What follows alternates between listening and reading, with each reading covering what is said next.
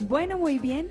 De esta manera llegamos al último workshop de la tarde y les repito, para que no vaya a haber ninguna confusión, que acá vamos a entrar a hablar de jurisdicciones. Así que acá nos acompañan los expertos. Yo cedo el micrófono y adelante, por favor. Aló. Muchas gracias por su presencia. Realmente es difícil competir en ese momento, ya al final de la tarde, todos cansados con un cóctel cerca. Pero bueno, vamos a tratar de hacer nuestro mejor esfuerzo pues para desarrollar esta charla que yo creo que es bastante importante.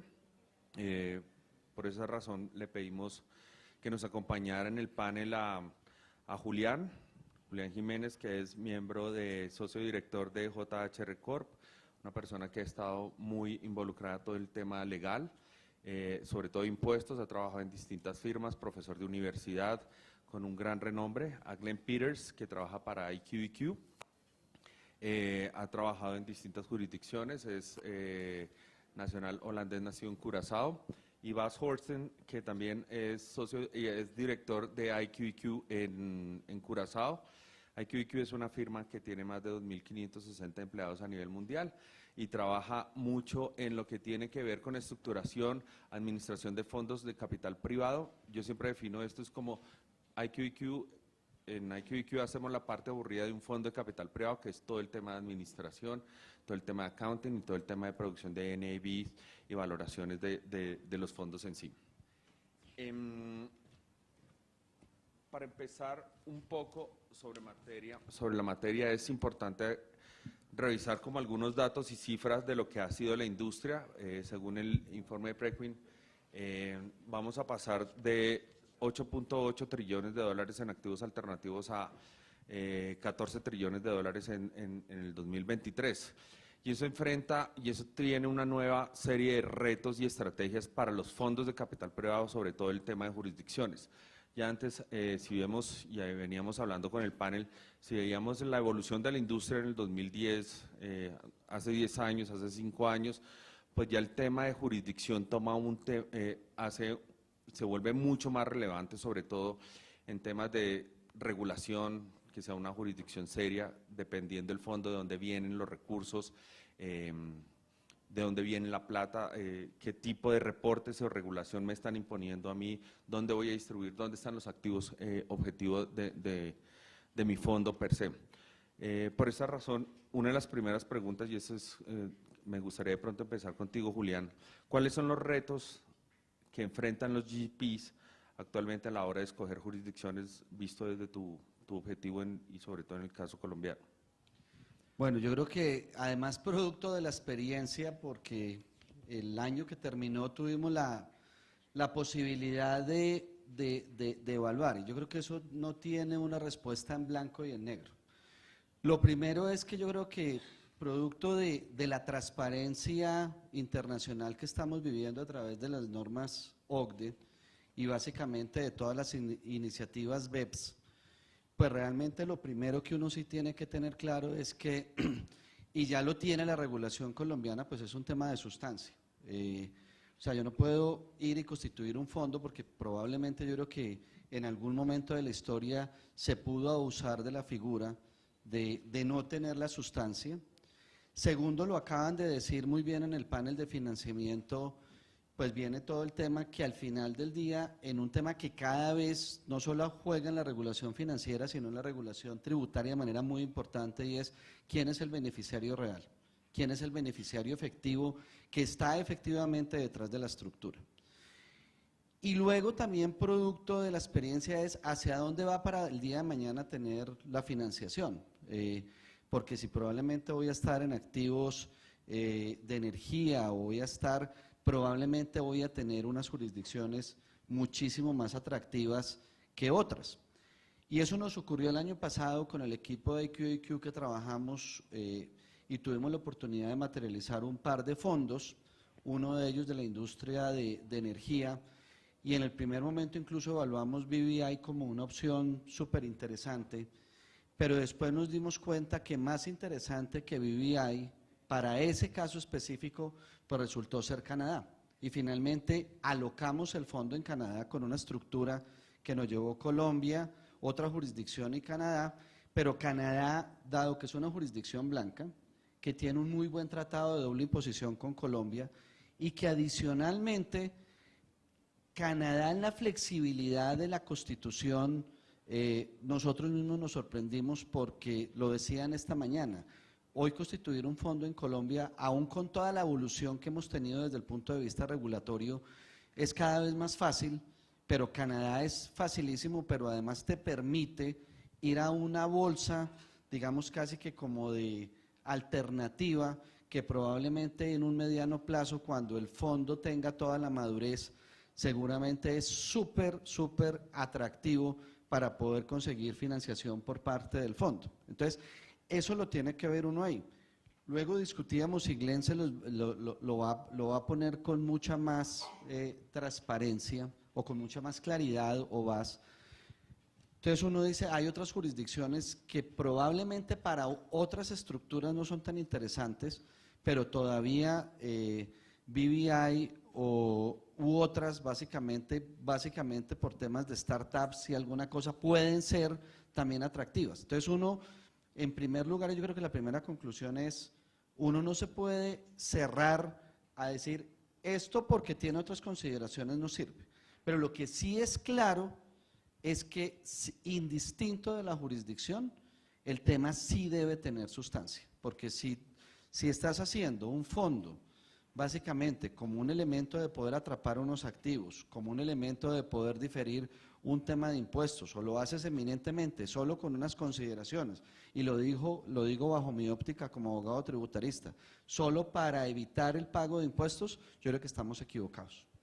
Es importante que has mencionado dos temas importantes, pues desde mi punto de vista rescatar dos puntos. Uno, el tema de sustancia y todo el tema de los VC o los Venture Capital que se están empezando a desarrollar. ¿Qué es la sustancia y qué es lo que consideran los reguladores como un tema de sustancia a la luz de las nuevas tendencias que se han visto en algunas jurisdicciones, especialmente en el Caribe, Bas?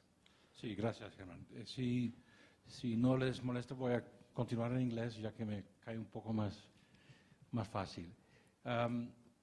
The whole issues about substance and transparency have a life before and after 07 and 08.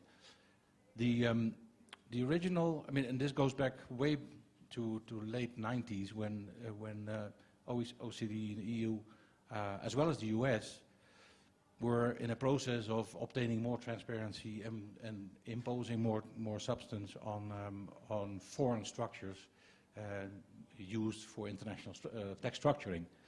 The only reason they couldn't impose it more forcefully before that was they couldn't get it through politically. After 2007 and 08, they could get it through because basically governments were going bankrupt and central banks had to step in to mop up the damage. Since then, it has really taken a flight, and things have really become much more regulated and nationally been regulated by the OECD and the EU, which were before efforts with a much lesser power than after. What we see in substance is basically the main considerations or the wish list, so to speak, of OECD and EU has been, and the US, has been to obtain transparency. We need transparency because we need, and the reasoning was or is, we want to combat terrorist financing and anti-money laundering, which is a very noble reason and which is very well implemented, but the real reason is we want to see where the tax money is. So, very noble and immediately, or right now, more effectively imposed additional regulations on the levels of substance and transparency. What we've seen, however, and this is very recent, in the term substance for an exchange of automatic exchange of information on private structuring or corporate structuring, the issue of substance is more relevant, more present, than it is with funds. With fund structuring, usually the main issue is transparency and access to information by automatically exchanging it. Recently, however, and we've seen this in adjustments of legislation in jurisdictions, the EU, and I would assume the OECD will follow, have reasoned, okay, if the funds can be tax exempt, fund structures usually are tax transparent because the tax issue or the tax burden is moved up to the partners or the investors. So we can suffice with a lower level of substance on fund structures than we do on corporate and private. But lately, you've seen a move towards EU and OECD requesting or demanding jurisdictions to implement in their legislation sufficient levels of supervision on funds as sort of a replacement for the substance, for the lower substance demand. So whereas fund structures are allowed to have a lesser substance because the tax issue is moved up to the investor anyway, they will move towards demanding a higher level of AML, anti-money laundering and anti-terrorist financing regulations and demanding transparency before allowing a lower level of substance on the fund structuring. That was a long answer, I think, to a short question, sorry. No, but it's perfect. What about you, Glenn, regarding all the new regulation and all the things that have been happening with the smart funds and incubated funds? What is your appreciation regarding that? Mainly because many of the VCs are taking care of those type of structures for creating their own funds. Sí, buenas noches. Es un placer y honor estar aquí hoy, pero I would switch to English if possible as well. As Papiamento.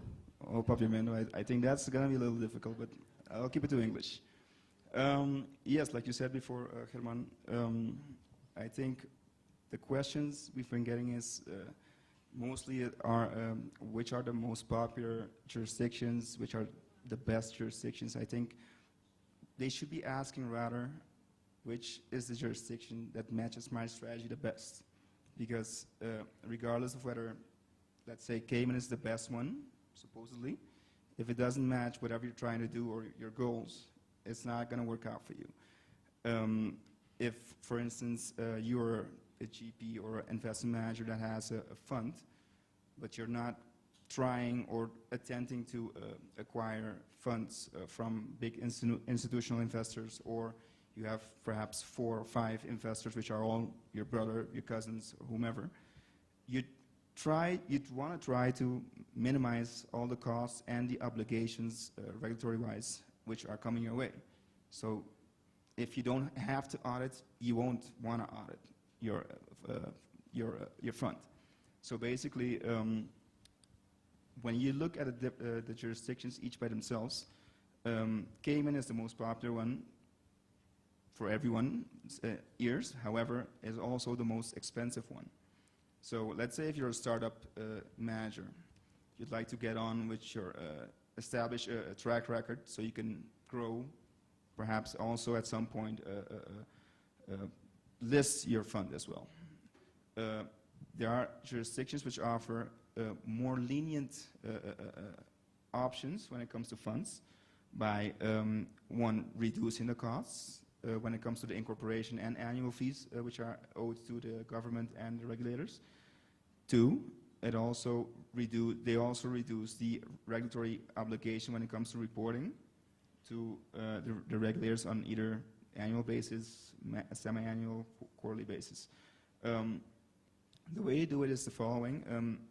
We all know that the biggest cost when it comes to the incorporation of funds are the legal costs. So basically, if you do not have to, yeah, he knows as well.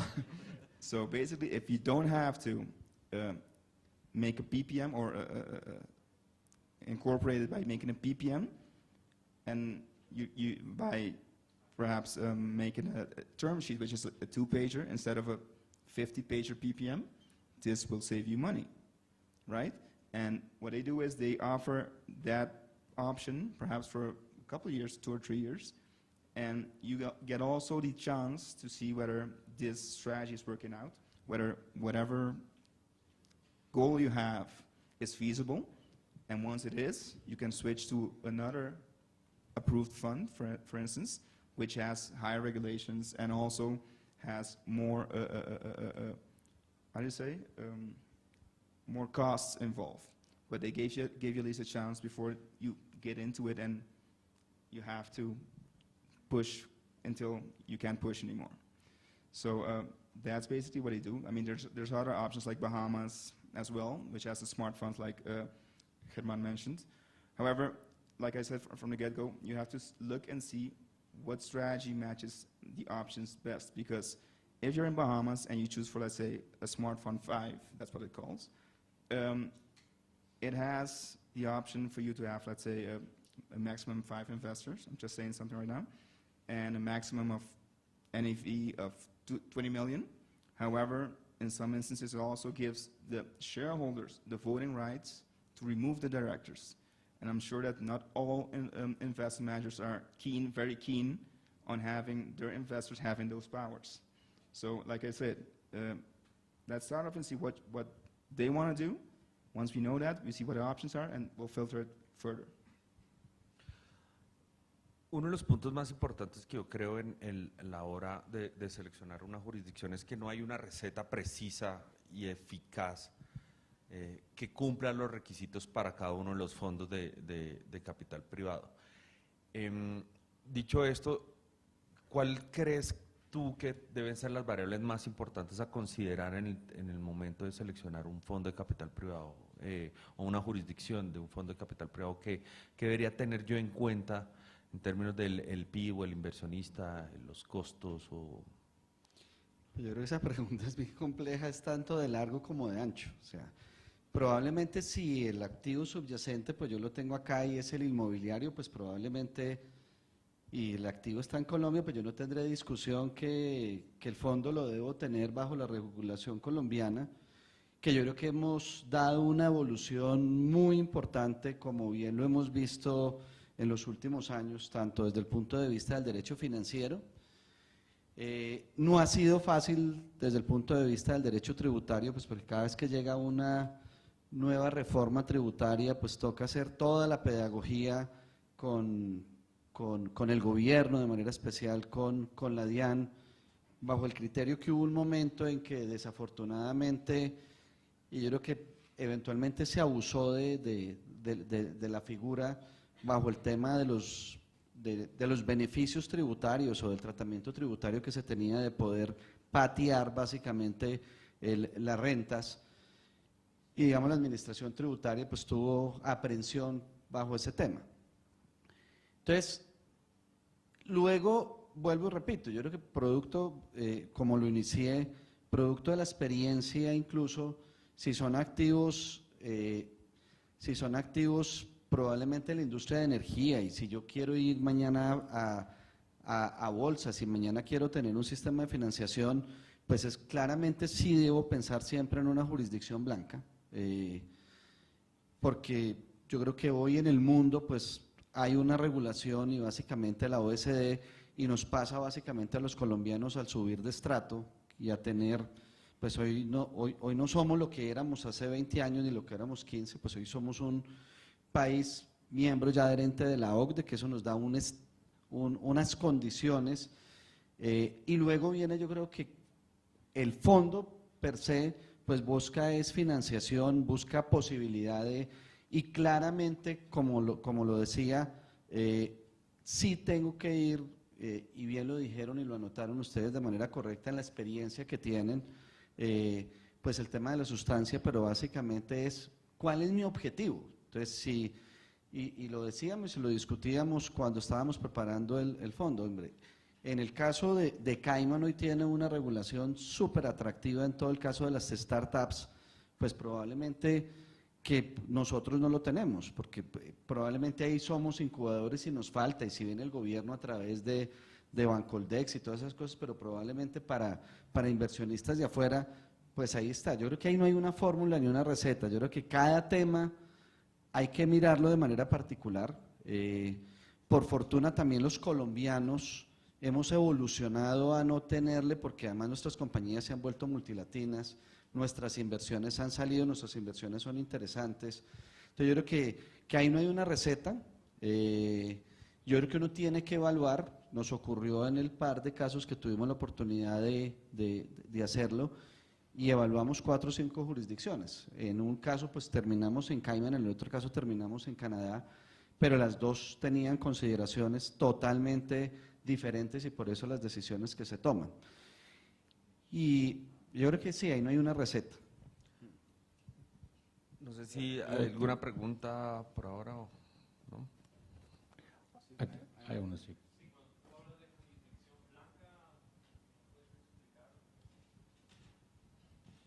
Pues de pronto es un término, yo soy paisa y a veces tengo una cantidad de dichos que incluso en la oficina no me los entienden.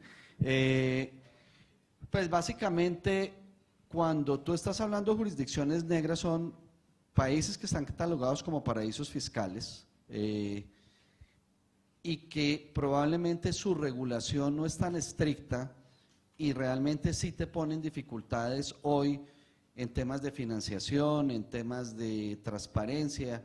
Entonces, cuando digo blancas es básicamente que no están en las listas negras, que sean países cooperantes a nivel internacional, que sean países adherentes de todos los pactos de intercambio de información, porque eso te va a permitir el día de mañana efectivamente obtener financiación. La otra probablemente te va a poner en dificultades para poder tener financiaciones y para poder, si vas a alocar el activo y no vas a tener, porque es un fondo cerrado, pero que tiene seguramente otros propósitos, eventualmente eso podrá funcionar. Pero si es un fondo activo de sustancia, que es lo que quisiésemos como industria tener, realmente sí debes evaluar una jurisdicción que cumpla con unos mínimos y unos estándares básicamente de que sea un país cooperante, que sea un país OCDE, que tenga una cantidad de condiciones especiales. ¿Tú ibas a complementar algo? Yeah, it's as Julian said, the whole subject of blacklisting used to be very straightforward. There was in the region, there was, for example, where one country would issue a blacklist simply based on what the OECD determined to be elements of a low tax jurisdiction, it would automatically end up on the blacklist.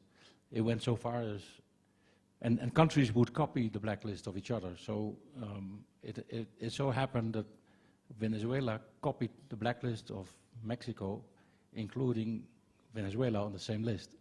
So, and that was, but that's a while ago. Nowadays, that has developed, and the OECD, for various reasons, the OECD spends a lot of time in developing best practices, and they've come a long way, to be honest. I think 20 years ago, it was a lot more raw, blunt, onshore versus offshore. Nowadays, it's much more sophisticated, and they have done a good job in implementing more sophisticated guidelines. To come back to the former point just briefly, the whole thing about choosing the jurisdiction of the most efficient is very much, like Julian said, is where do you start? What is the objective? And if the objective is relatively straightforward for a limited number of investors with a well-defined strategy and sophisticated investors, it probably doesn't make sense to go to a very highly regulated, expensive jurisdiction as it does with a more sophisticated fund and less sophisticated investors. Glenn, en tu experiencia con todo pues el recorrido que has tenido trabajando en distintas jurisdicciones y trabajando también en distintos casos y estructuras, ¿qué has visto de acuerdo en todo el tema de lo que se ha visto en Latinoamérica y algunos en México? ¿Qué está demandando el mercado en términos de estructuras? Bueno, English. What I'm seeing right now is basically managers are trying to acquire as much as possible capital from different jurisdictions. Now, what comes with that is that you'd also like to protect each jurisdiction or each investor coming from a different jurisdiction as well.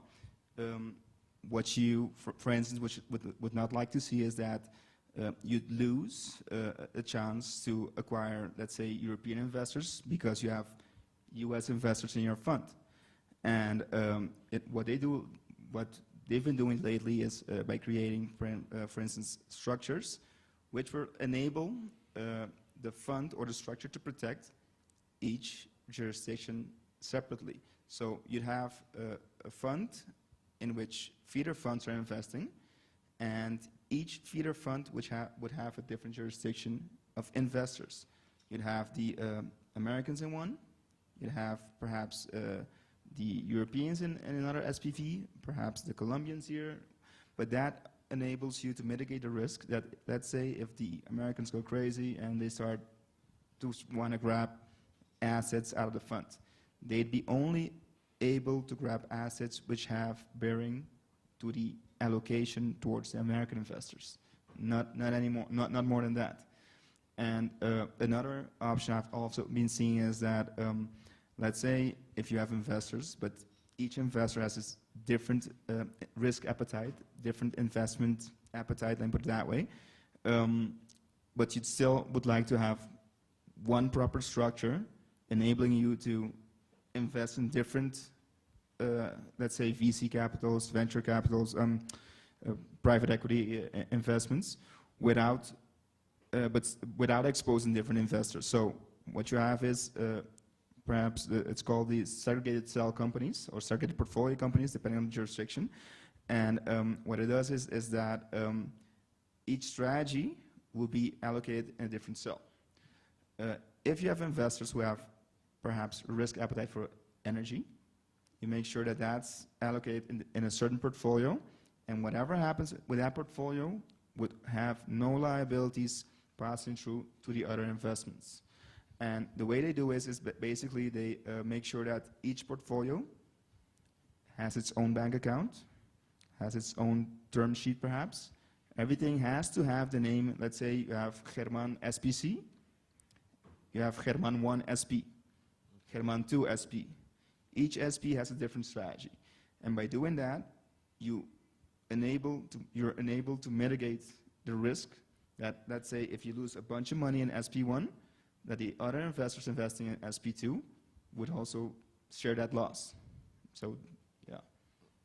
Perfect. It's a really interesting strategy for segregate the accounts and receiving money from other jurisdiction into the fund and keep the control of the GPs of Correcto. each one of the portfolios. Sí. More aim to look in the region, especially in Brazil, Bas. What do you see, what structures or jurisdiction they are requesting or what they are looking for in Brazil, according with your experience with the Monachis funds and this type of fund that we manage? Like Glenn said, in general, there's a 60% of offshore fund structuring goes to Cayman still. So of all the funds globally, 60% still go to Cayman, and it's very much still the jurisdiction of choice. That also goes for Brazil. A lot of funds structuring for Brazil goes to Cayman. However, I must say for the private client structuring, including private fund structuring, which means somewhat slow, like a club funds, smaller size funds, the Bahamas has done a tremendous job in developing legislation specifically targeting Brazil, and I think they've done it in close cooperation with the Brazilian authorities by developing a smart, literally called smart fund system, which allows different levels of supervision for different levels of sophistication of clients, of investors. So Bahamas has been able to attract a good part of Brazilian business. I don't know if you have any question from the public. It's not a question, it's just a comment. First of all, Mr. Boston, I want to say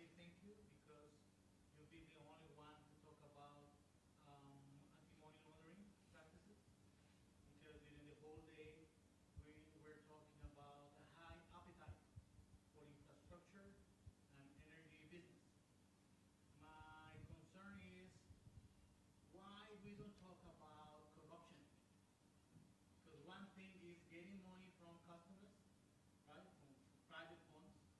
But in Mexico and Colombia specifically, in the last 2 years, I've seen that corruption is everywhere. And my perspective is that funds try to feel happy and comfortable with it. So it doesn't matter the business where gotten by corruption. Most important is to give to investors, right, profitability. So what about that, corruption in the country? Well, I can speak for the international level, and I would like to leave the more thorny issue for Julian on the local considerations. But I hear what you're saying. Very much, this is a key element of ESG nowadays. In other words, it is a part of compliance procedures, and it should be when onboarding clients, when onboarding fund managers and their investors. And I can say from an international perspective on offshore funds or international funds, this is a key filter and screening metric. And if any hint or suspicion of corruption comes up in the onboarding and the screening process, those investors and fund managers will not pass the scrutiny test. But obviously there's a local level and local consideration. So what I mean is, for me, it's impossible to understand how Colombia is on a white list for investment, but on the other hand, in a black list for corruption. Maybe I can add something to it. If And how can you understand that this country is attractive okay, for investment? yeah, I think I understand. Correct me if I'm wrong.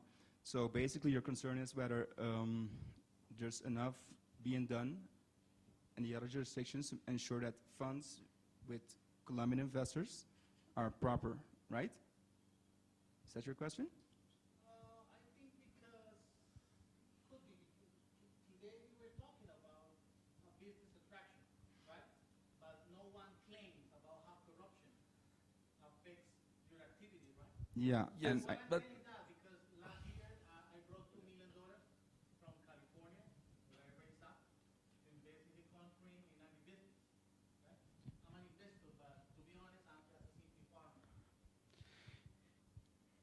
No, yo creo que, a ver, yo creo que tanto en Colombia como en el exterior, y cada vez en una industria que está totalmente regulada como esta, y donde al final del día usted también tiene que pasar toda una cantidad de filtros que no solamente lo hace quien va a administrar el GP, que es en el caso de EQEQ, y después vas a tener que tener una cuenta bancaria, pues haces todos los filtros de los KYCs, y por eso incluso la normatividad, tanto desde el punto de vista del derecho financiero como desde el punto de vista del derecho tributario, cada vez hacen más énfasis en quién es el beneficiario real de la estructura. Porque incluso como la monte, seguramente cuando va a llegar al GP tienes que tener una sociedad, luego vas al fondo, o sea, toda la estructura sí tiene que estar totalmente regulada y sí tienes que pasar una cantidad de filtros para poder llegar.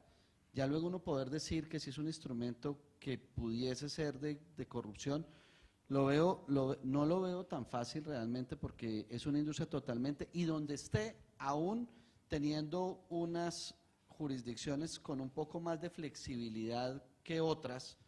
En el caso colombiano la regulación es estricta, y lo decíamos, probablemente la constitución de un fondo en otra jurisdicción, y lo decía el caso específico que vivimos con Canadá, es mucho más flexible, Caimán es mucho más flexible, pero la flexibilidad no significa que no cumpla con una cantidad de filtros y de requisitos, porque al final del día pues hay un administrador, hay un GP y hay unos beneficiarios reales que están dentro del fondo, y luego vas a tener que salir a buscar recursos y vas a hacer inversiones que yo creo que hacen que sean unas estructuras cada vez mucho más transparentes.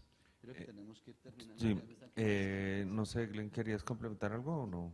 The only thing I want to mention is that basically the regulations are getting more stringent. And for instance, in Cayman, what a fund is supposed to do now is to appoint personal AML officers, which are natural persons who are liable in cases where AML frauds are committed. So basically, those persons are obliged to not only look at the investors, like Julian mentioned a minute ago, but also at the investments being made by the fund. So you have to make sure that there's proper due diligence done on all levels. Sí, ahí como para terminar y complementar un poco el tema, estas son estructuras y cada uno juega su rol. O sea, a un GP no le interesaría tener plata, pues, que tiene una procedencia dudosa. A un administrador como IQEQ o cualquier otro administrador no le interesa, pues, tener plata independientemente de dónde, o un banco donde se abre la cuenta. O sea, siempre hay una serie de filtros que eso, digámoslo así, se cumplen y son bastante rigurosos.